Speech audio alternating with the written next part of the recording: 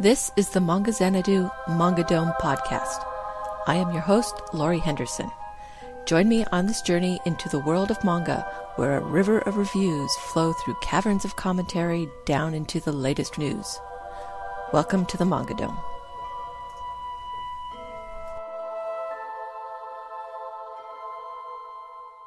Episode 50, 10 years ago in manga. In the news.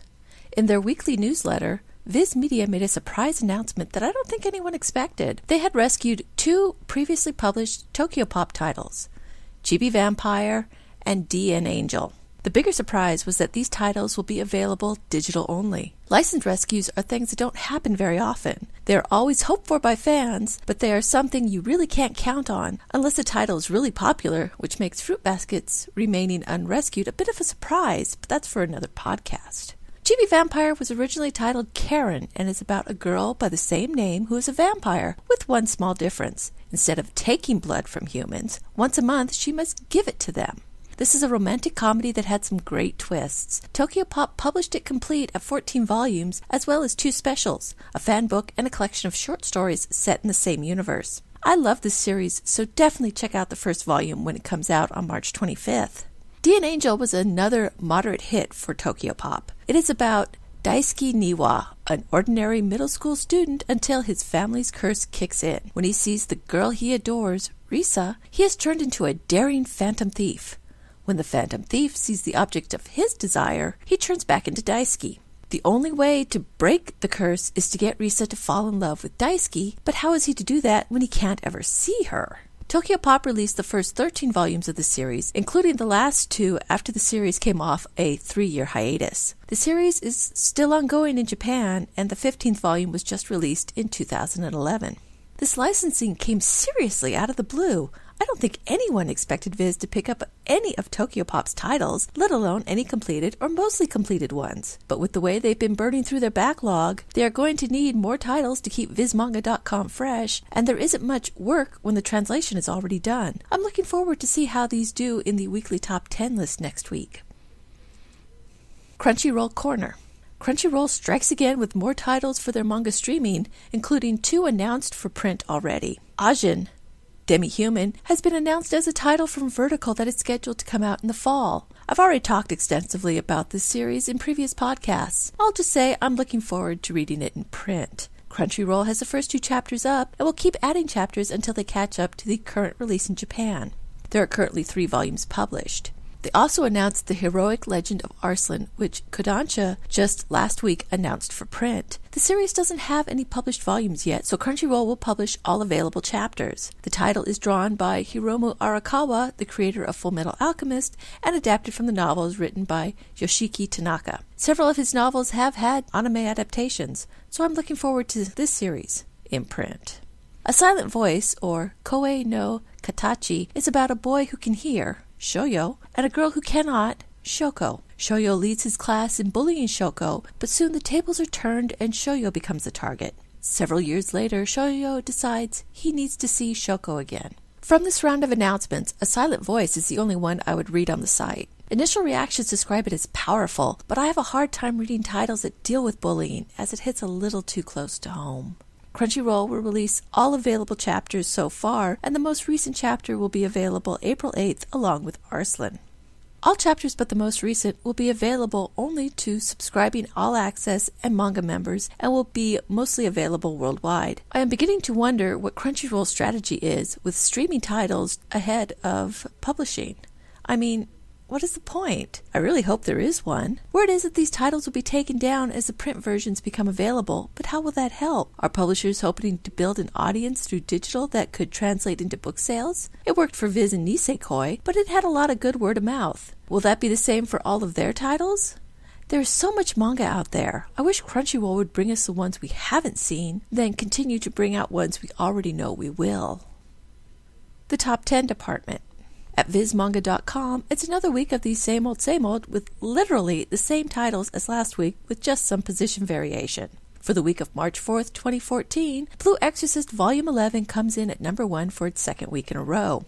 Blackbird Volume 18 moves up 1 to number 2, while One Piece Volume 70 moves down 1 to number 3. Siren Volume 15 remains at number 4, as does Fushigi Yugi Genbu Kaiden Volume 12 at number 5. Strobe Edge Volume 9 moves up 1 to number 6, while Ore-sama Teacher Volume 16 moves down 1 to number 7. Knights of the Zodiac Volume 10 is unmoved at number 8, while Phantom Thief Jean Volume 1 moves up 1 to number 9, and Tegami Bachi Volume 16 falls the most, 2 spots, to end the list at number 10.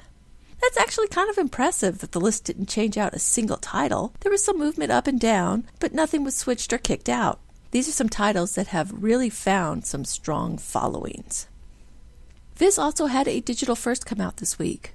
Food Wars was announced for print, but Viz has released the first volume digitally this week. It is about Soma Yukihira. His father runs a family restaurant in a less savory side of town. Soma wants to surpass his father's culinary skills and practices every day until his father suddenly enrolls him in a classy culinary school. Soma must prove that he can cut it in a school that prides itself on a 10% graduation rate and that he belongs there to the school's beautiful, domineering heiress. I wasn't really interested in this series when it was first announced, and the first reactions to this volume aren't doing anything to change that. It will definitely find an audience, probably the same as those who pick up Seven Seas Entertainment's Monster Musume or related titles.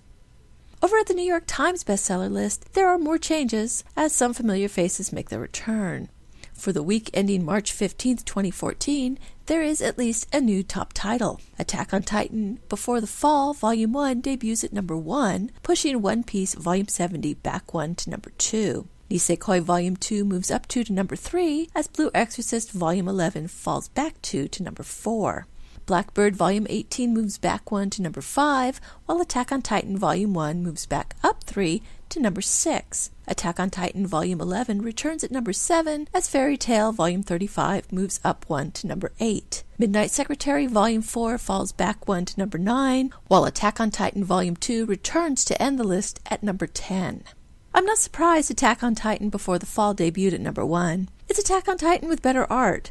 I'm not surprised that Nijikahara Holograph didn't last, but I am surprised that Midnight Secretary did. Being aimed at more mature women doesn't make it a usual contender for the NYT Top 10 for long. Hopefully this is a good sign for Josei. Manga 10 years ago. Have you wondered what it was like to be a manga fan back in 2004? That's only 10 years ago, but in an industry like manga, that can seem like a lifetime. So this week, I'm having Sherman set the Wayback Machine to 2004 to take a look at what was happening in manga. Back in 2004, manga was breaking out as a category, and this was the first year it was looked at by the industry as its own entity. The New York Times took notice not only of the genre, but who was buying them. Girls. It's interesting how excited comic publishers were purported to be about manga bringing girls to comics, especially DC Comics. What a different 6 years made for them. The big two of the time were Viz Media and Tokyopop, with the latter publishing more manga than anyone, but with the former having bigger hits. Viz had their monthly Shonen Jump magazine, which was going strong, and had just added Hikaru no Go, a title that complemented all of the fighting with more thoughtful competition over a Go game board.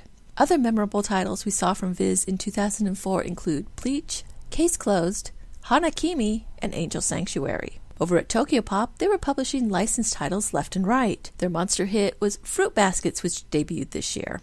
Other titles include Sergeant Frog, D and Angel, and Tramps Like Us, one of the first Josei titles to come out in the U.S. They were looking for domestic talent with their Rising Stars of Manga competition, with winners and runner-ups being published in volumes 3 and 4 of their compilations. It was also the year that Princess Ai, the series conceived by Courtney Love and drawn by Ai Yazawa, debuted.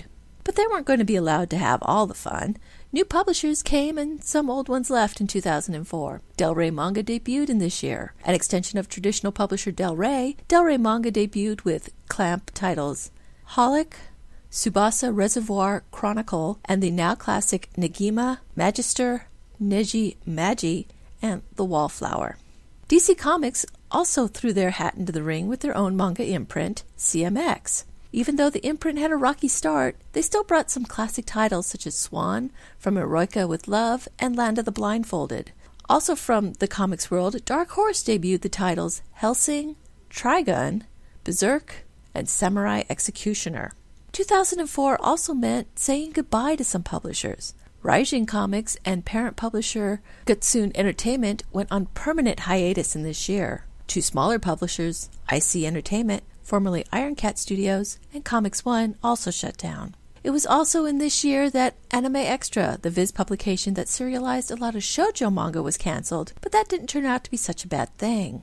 It's interesting to see some of the rhetoric used in describing 2004 would come up again in 2007 and 2009 as the industry saw publisher shakeouts and release slowdowns. But we really didn't in 2004. Publishers were ramping up with how well things went. Seven Seas Entertainment was formed in 2004. Bandai Entertainment announced they would be starting a manga division in the next year. ADV Manga had announced licensing 1,000 volumes to be released. While not all of these things came to fruition, there is still big thoughts and big dreams for manga back then.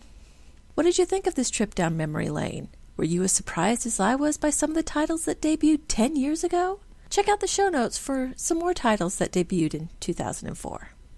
Thank you for listening to the Manga Xanadu Manga Dome podcast. You can find links to the stories and books discussed here in the show notes at manga.jdragononline.com. You can email me with any questions at xanadu@jdragononline.com or leave a comment on this post. Rate me on YouTube and follow me on Twitter at Manga Xanadu, all one word. Until next time, farewell from the Manga Dome.